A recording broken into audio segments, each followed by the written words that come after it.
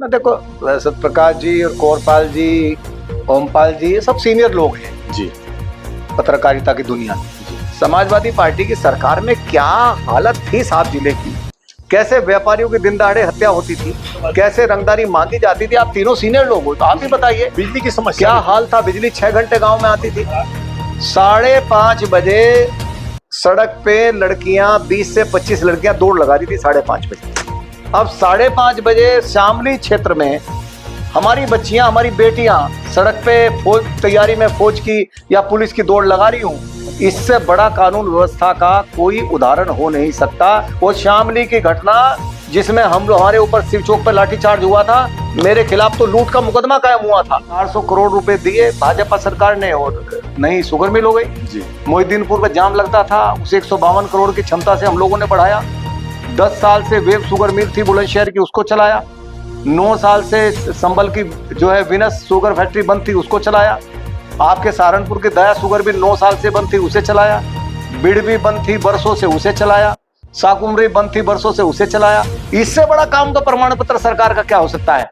नवचेतन सत्यवाद हिंदी दैनिक का संपादक मंडल आज आपसे श्रीमान सुरेश राणा जी से भेंट करने इस उद्देश्य से आया है कि आपके कैबिनेट मंत्री बनने के बाद जो स्थिति जिले की थी, या जिले में जो प्रशासनिक कार्य जनता के हो जाते थे, वो आज नहीं हो पा रहे हैं।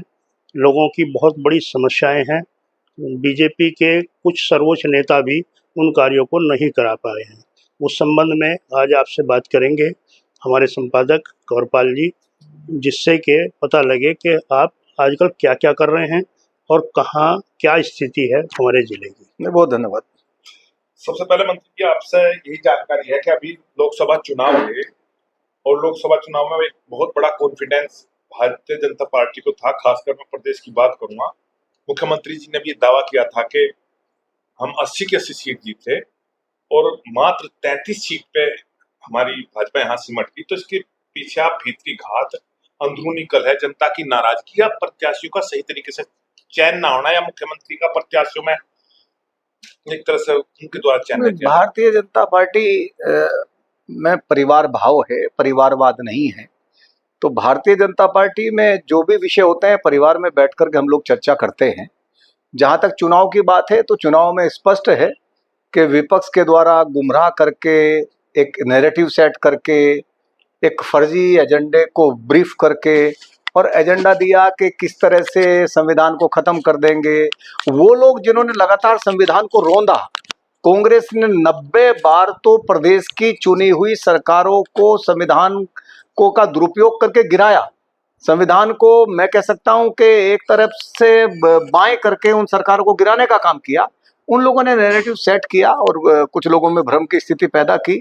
भारतीय जनता पार्टी को बड़ी मात्रा में वोट मिला है और जितना कुल इंडी गठबंधन को कुल जितना वोट मिला है उससे ज्यादा वोट भारतीय जनता पार्टी के अकेले भारतीय जनता पार्टी को मिला।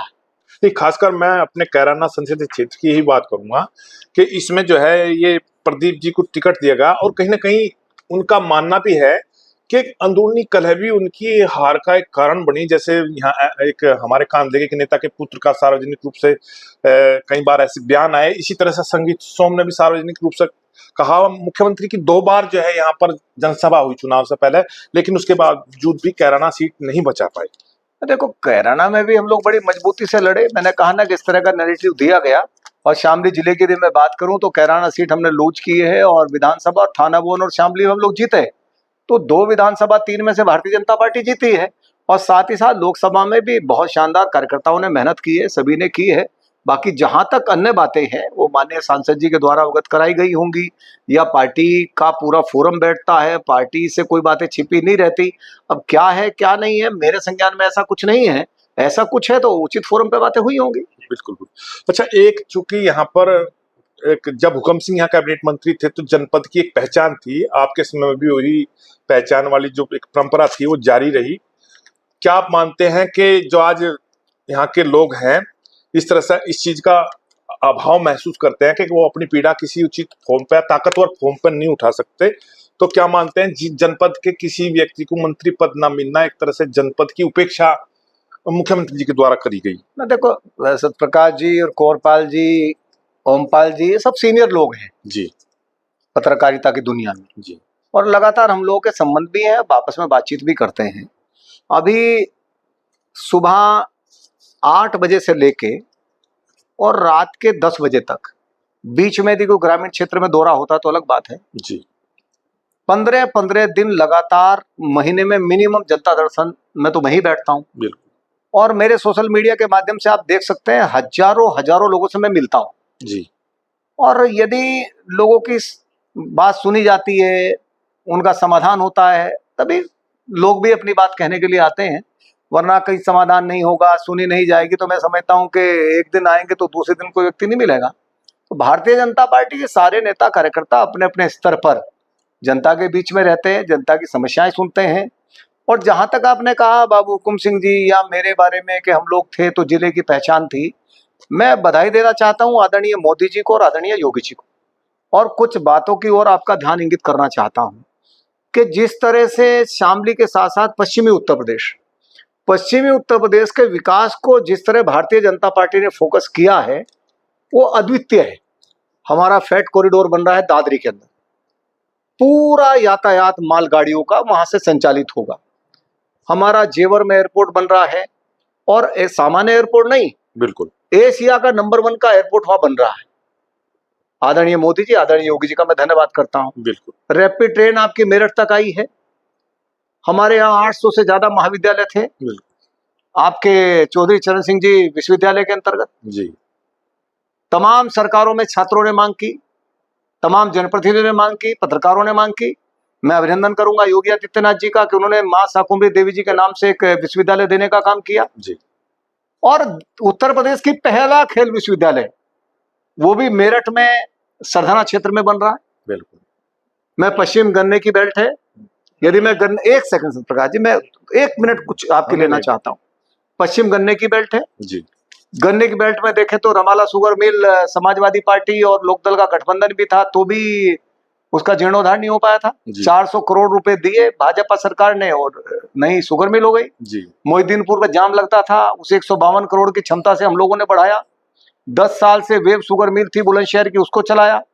9 साल से संबल की जो है विनस शुगर फैक्ट्री बंद थी, उसको चलाया। आपके सहारनपुर की दया शुगर मिल 9 साल से बंद थी, उसे चलाया। बिड़वी बंद थी बरसों से, उसे चलाया। शाकुंभरी बंद थी बरसों से, उसे चलाया। इससे बड़ा काम का प्रमाण पत्र सरकार का क्या हो सकता है? जिनके लिए बरसों बरसों किसान आंदोलन करता था, जिनके लिए बरसों बरसों किसान धरने पर बैठता था, वो सब किया। गन्ना भुगतान की बात भी पश्चिम में होती है।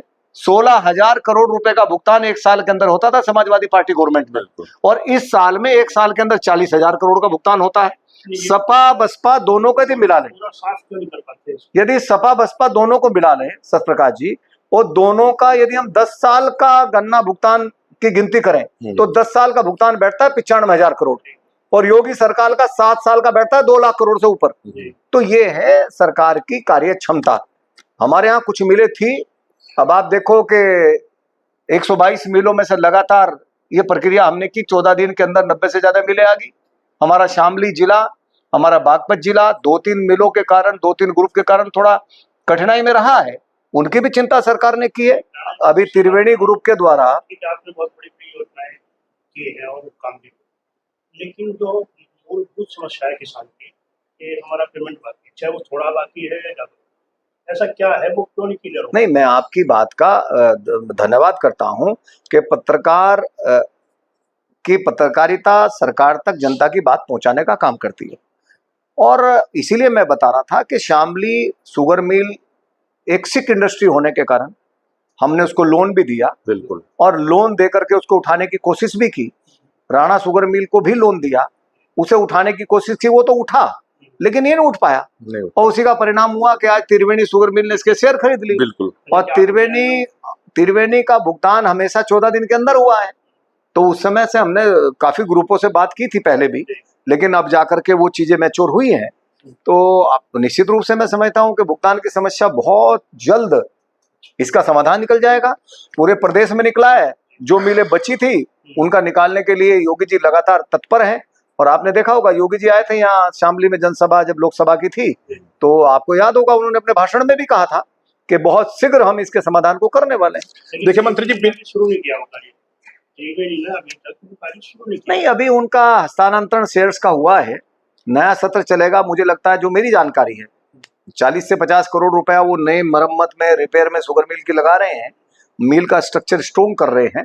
और मेरा विश्वास है आने वाले समय में क्या होगा, मेरा विश्वास है आदरणीय योगी आदित्यनाथ जी ने जैसे फोकस किया है, मेरा विश्वास है कि आने वाले समय में समस्या पूरी तरह से समाप्त हो जाएगी। दरअसल मंत्री जी देखिए, विकास कार्य को निश्चित तौर से भाजपा ने 10 साल में या केंद्र सरकार ने 10 साल में जो विकास कार्य किए उनका कोई बिल्कुल जवाब नहीं, ना ही कोई इतने विकास कार्य कर सका था। लेकिन साथ साथ आपको ये मानना पड़ेगा कि भारतीय जनता पार्टी भ्रष्टाचार के विरोध में एक तरह से भ्रष्टाचार को कम करने का वादा लेकर के आई थी, और आम जनता का ये मानना है कि पिछली सरकार के मुकाबले में आज भ्रष्टाचार बढ़ा है। जहां पहले काम कराने के लिए कम रकम देनी पड़ती थी, आज कई गुना वो रकम बढ़ गई है। तो मैं ये निश्चित तौर से कह सकता हूं कि हमारे मुख्यमंत्री, प्रधानमंत्री की उस पर कोई डाउट नहीं, लेकिन निचले व्यक्तियों पर क्यों लगाम नहीं कर पाया, नहीं तो कहाँ गड़बड़ है यार? कंवरपाल जी, आपने देखा होगा कि अभी माननीय मुख्यमंत्री जी की बहुत सारी साइटें हैं, वो सीधा लोगों से बोलते हैं कि मुझे आप मैसेज कन्वे करें। और अभी आपने बलिया में इतनी बड़ी कार्रवाई देखी है, बहुत सारे अधिकारियों पर कार्रवाई हुई है। आम जन भी मुख्यमंत्री पोर्टल पर कोई शिकायत करता है तो उसका भी समाधान होता है। बाकी भारतीय जनता पार्टी के विधायक, सांसद, मंत्री अपने स्तर से लगी रहे हैं, सब लोग जितना कर सकते हैं। अब मैं तो अपने जिले को देखता हूँ, मैं 12 में विधायक बना, समाजवादी पार्टी की सरकार थी। चौधरी चरण सिंह जी ने कहा था देश की तरक्की का रास्ता खेत और खलियान से जाता है, और लगातार इन भाषणों को मैंने सुना भी है। लेकिन मैं आपके चैनल के माध्यम से गर्व से कह सकता हूं कि गांव के जीवन को उठाने का काम किया है तो भारतीय जनता पार्टी की डबल इंजन की सरकार ने किया है।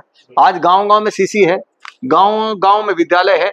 जो विद्यालय खंडर हो गए थे, आज वो सारे विद्यालय, प्राइमरी स्कूल के आप आज गांव में हालत देखें, कितने शानदार चमकने वाली बिल्डिंग जो आज प्राइमरी स्कूलों की है।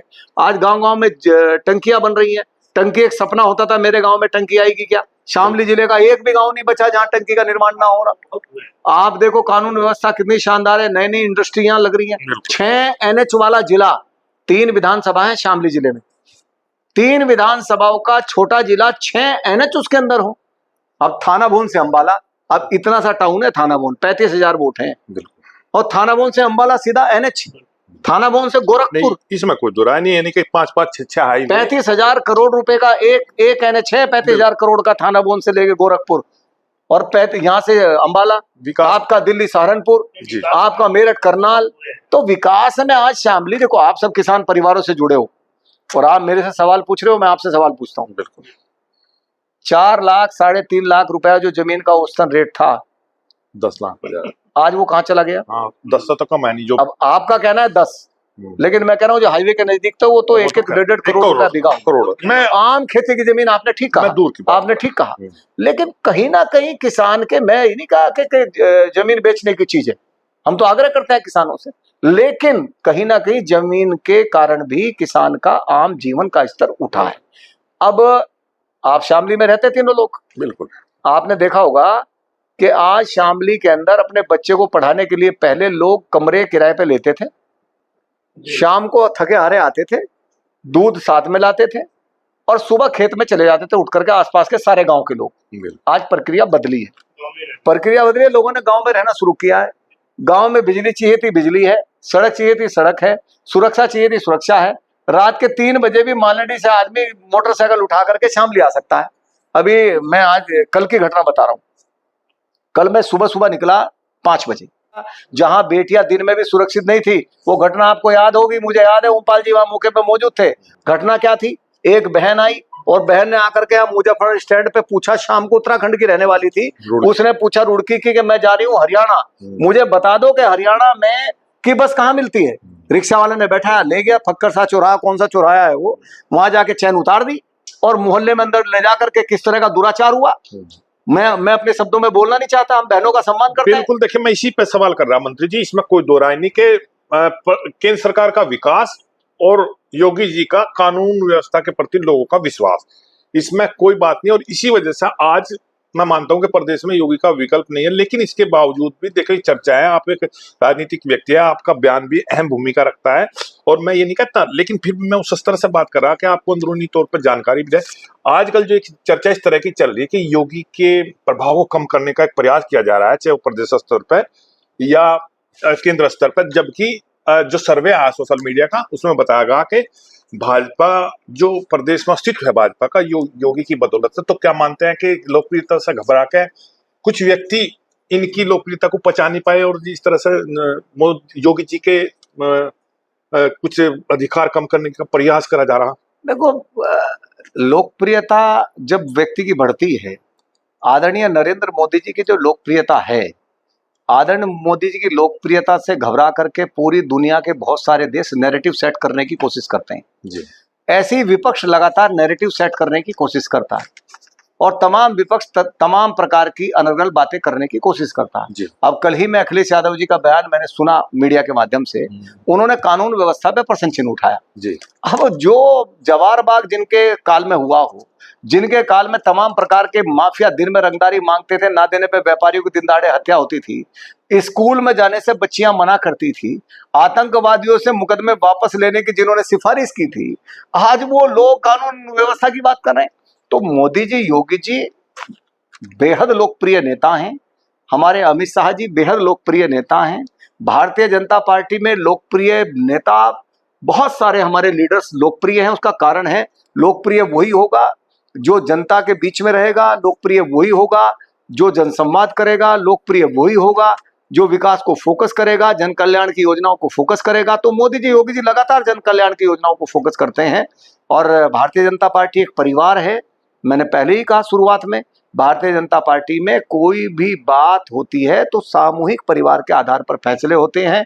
योगी जी हमारे लोकप्रिय मुख्यमंत्री हैं, उनके नेतृत्व में भारतीय जनता पार्टी लगातार शानदार ऊंचाइयां उत्तर प्रदेश में छू रही है। नहीं, देखिए बिल्कुल मैं आपकी बात से सहमत हूँ, लेकिन जहां तक बात ये है कि ये मानना जा रहा है, आपने सुना भी होगा मीडिया और सोशल मीडिया में चर्चा है कि योगी जी के वजूद को कम करने के लिए यहाँ तक कि प्रदेश के विभाजन पर भी चर्चा चल रही है और एक रणनीति इस तरह की तैयार करी जा रही है कि 4 भागों में प्रदेश को बांटना है और योगी जी को वैसे तो इनके खिलाफ वो नहीं कर सकते, लेकिन इन्हें एक छोटे से प्रदेश तक ही समेट करके। अच्छा, एक सवाल मेरा है जी, केजरीवाल छूट के आते हैं जी तो योगी जी को लेकर बयान देते हैं, बिल्कुल।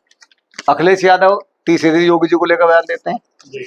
ये अपनी पार्टी की चिंता करें, बिल्कुल, क्योंकि उनके पास कोई मुद्दा तो है नहीं जी। वो मोदी जी योगी जी के विकास के बारे में नहीं बोल सकते जी। मोदी जी योगी जी की ईमानदारी पे सवाल नहीं खड़े कर सकते जी। मोदी जी योगी जी के शानदार कानून व्यवस्था पे सवाल नहीं खड़े कर सकते जी। और जो दुनिया में इन दोनों की लोकप्रियता है, भारतीय जनता पार्टी के अन्य नेताओं की लोकप्रियता है, उसके बराबर का इनके पास नेता तो कोई है नहीं। लेकिन वो इसी प्रकार का भ्रम जाल, एक महाभारत काल में एक बाण चलता था संभ्रम, जो केवल समाज में भ्रम पैदा करने का काम करता था।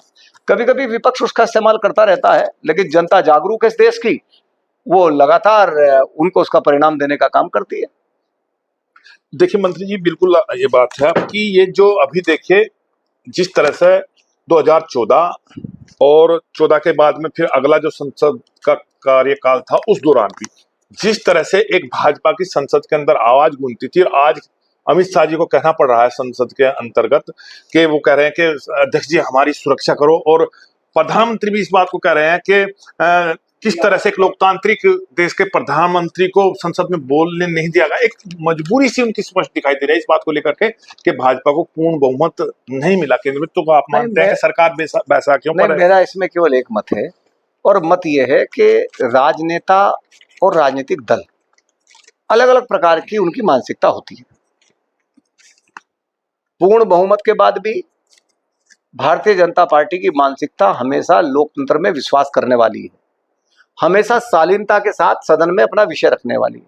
मुझे याद है 370 की घटना, और आप तीनों बहुत सीनियर लोग, आपको भी याद होगी जी। जब 370 पर सदन में चर्चा थी, तो शायद बरसों बाद, साल में एक्यूरेट नहीं बता सकता, कितने साल बाद किसी मंत्री ने यह कहा हो सदन में खड़ा होकर के, जो गृह मंत्री जी ने कहा था कि जिस भी सांसद के मन में 370 को लेके कोई जिज्ञासा है वो सवाल पूछ सकता है, वरना सवालों का समय होता है। बिल्कुल।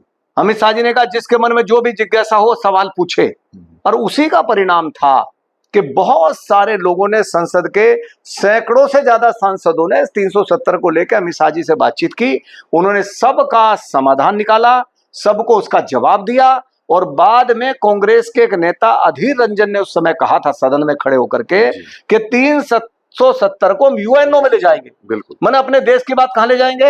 यूएनओ में। जैसे राहुल गांधी करते हैं ना, अपने देश की आलोचना करते हैं अमेरिका के अंदर, अपने देश की आलोचना करते हैं अन्य यूनिवर्सिटियों के अंदर, अपने देश की आलोचना करते हैं। अरे ठीक है, यहाँ आप विपक्षी भूमिका में हो, यहाँ कुछ कह सकते हो, सरकार को जागरूक भी कर सकते हो, सरकार को किसी मुद्दे पे चेता भी सकते हो, लेकिन दुनिया के अन्य देशों में जाकर के आप भारत की गरिमा को तार तार करने का काम करोगे तो ये कोई बर्दाश्त नहीं करेगा। बिल्कुल। तो हमारी शालीनता है, Bharatiya Janata party nation first वाली पार्टी है, पहले देश है, उसके बाद में जनता है, उसके बाद में कहीं परिवार है।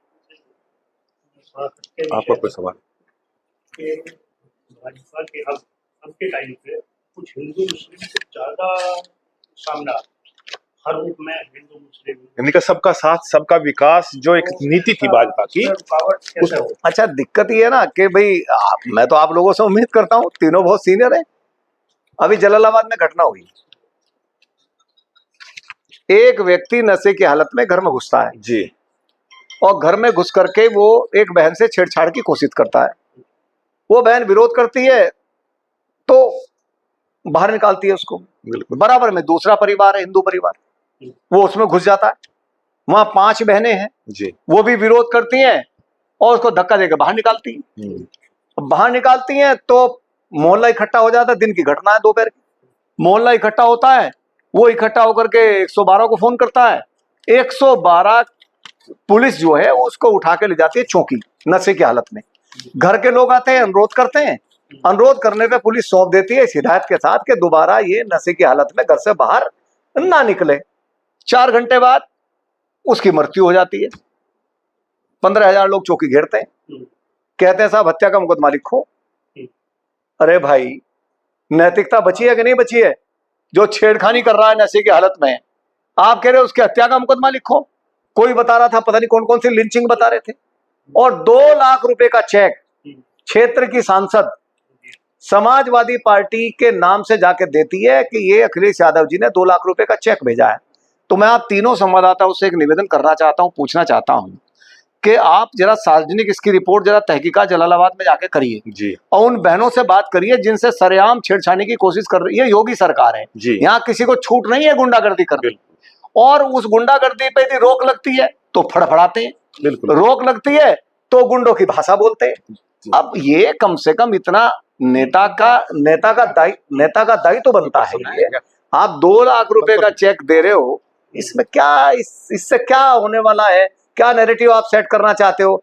आप कह रहे हो कि हमारी सरकार आने वाली है, तो आप यही संदेश देना चाहते हो कि हम गुंडों को संरक्षण देंगे, हम माफियाओं को संरक्षण देंगे, छेड़खानी वालों को संरक्षण देंगे, नशेड़ी लोगों को संरक्षण देंगे। एक वर्ग तो उतारो है झगड़ा करने, एक वर्ग नहीं है। तो ऐसे में क्या करे जनता के, कौन क्या रास्ता इख्तियार करे कि जिससे इसे बचा जा सके? नहीं, मैं तमाम देशवासियों से निवेदन करना चाहता हूं, आपके चैनल के माध्यम से अपने जिले के लोगों से मैं निवेदन करना चाहता हूं कि देखिए, आप पिछले 7 साल में योगी सरकार ने, 10 साल में मोदी सरकार ने जिले के नहीं पूरे प्रदेश के माहौल को एकदम बदल के रख दिया है। आज दूर राज्यों से मेहमान भी आते हैं तो वो पूरे जिले की तारीफ करते हैं कि जिला कितना अच्छा हो गया। बिल्कुल। आज जिले में मेडिकल कॉलेज बन रहा है।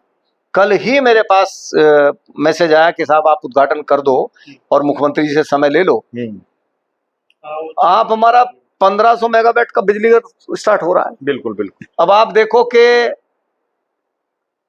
हम बचपन से सुनते आए थे कोरपाल जी कि बिजली खराब होगी तो कहां से आएगी, कि लालू खेड़ी से आएगी। अब हम बिजली देंगे मुजफ्फरनगर को, बिल्कुल, घर घर हम बिजली देंगे मेरठ को, हम बिजली देंगे सहारनपुर को जी। आज शामली जिला 3 जिलों को बिजली सप्लाई करेगा। बिल्कुल, ये किसकी देन है? ये मोदी योगी की देन है। योगी जी की। और 5 पीढ़ियों तक बिजली का संकट आने वाला नहीं है। अच्छा। लो वोल्टेज का संकट आने वाला नहीं है। अब ये काम क्या है? ये धरातल के काम है, ये नींव जमाने वाले काम है। इसीलिए आदरणीय मोदी जी ने इस देश की अर्थव्यवस्था को 200 साल तक जिन्होंने कुचक्र चला करके भारत पर राज करने का काम किया, आज उन अंग्रेजों को पीछे छोड़ते हुए हम दुनिया में 5वें नंबर की अर्थव्यवस्था हो गए और अभी अमृतकाल चल रहा है। हम 3 नंबर की अर्थव्यवस्था बहुत जल्दी होने वाले हैं। ये मोदी जी का शानदार शासन है और मैं तो बधाई देना चाहता हूं पूरे देश के तरफ से आदरणीय मोदी जी को। आज मोदी जी दुनिया में कहीं भी जाते हैं, जब प्रधानमंत्री का स्वागत होता है, केवल भाजपा का के लिए खुश होने की बात नहीं है, ये देश के एक एक नागरिक का अधिकार है खुश होने का कि उसके प्रधानमंत्री को दुनिया हाथों हाथ लेती है। प्रोटोकॉल तोड़ करके दुनिया के राष्ट्रपति उसको रिसीव करने के लिए आते हैं। यूक्रेन रशिया का युद्ध होता है, यूक्रेन क्या बोलता है? यूक्रेन कहता है फैसला कोई करा सकता है, मध्यस्थता कर सकता है तो भारत कर सकता है, अमेरिका भी, और रशिया कहता है तो भारत कर सकता है, अमेरिका कहता है तो मोदी कर सकते हैं। कितनी बड़ी पर्सनालिटी के रूप में मोदी जी डेवलप हुए हैं। ये हमारे लिए केवल भाजपा के कार्यकर्ता के लिए, भाजपा के नेताओं के लिए गर्व का विषय नहीं है, इस देश के 140 करोड़ लोगों के लिए गर्व का विषय है कि इतना शानदार, जानदार, ईमानदार हमारा प्रधानमंत्री है। ये थे हमारे साथ में भाजपा के महत्वपूर्ण नेता, पूर्व कैबिनेट मंत्री सुरेश राणा जी। इन्होंने हर बात का, हर सवाल का बहुत ही सहजता के साथ में जवाब दिया। इनका साफ तौर पर कहना है कि प्रदेश में योगी जी की कानून व्यवस्था की स्थिति और देश स्तर पर मोदी जी के द्वारा कराया गया विकास और विदेशों में मोदी जी की जो एक प्रतिष्ठा है, निश्चित रूप से वो भारत का सम्मान बढ़ाती है। आज हमारे साथ इस कार्यक्रम में इतना ही। अगले फिर किसी नेता के साथ में बातचीत में आपसे मुलाकात होगी। नमस्कार।